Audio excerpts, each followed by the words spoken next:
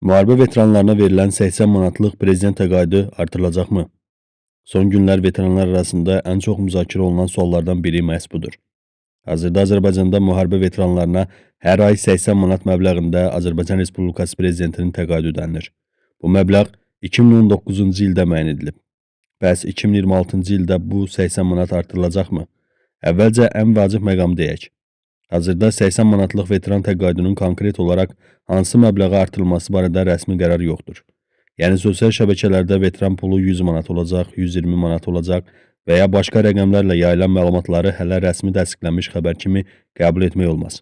Rəsmi məlumatlarda isə hazırda veteranlara ödənilən məbləğ yenə 80 manat göstərilir. Bəs bu 80 manat kimlərə verilir?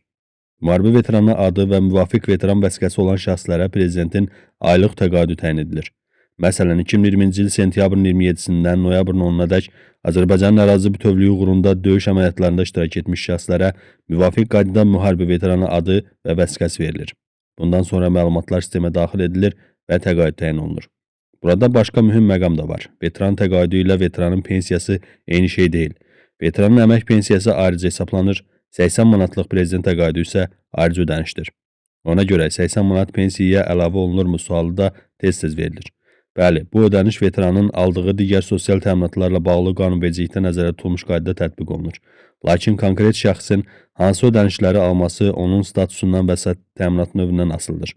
İndi isə əsas suala qayıdaq. 80 manat artacaqmı?